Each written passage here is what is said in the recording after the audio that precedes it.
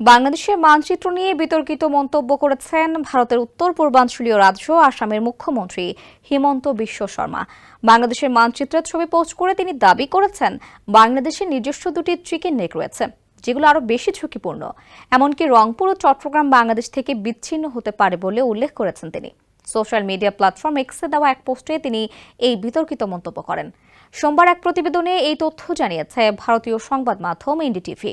সংবাদ মাধ্যমটি বলছে, আসামের মুখ্যমন্ত্রী হিমন্ত বিশ্ব শর্মা রোববার বাংলাদেশের উদ্দেশ্যে কড়া প্রতিক্রিয়া জানিয়েছেন।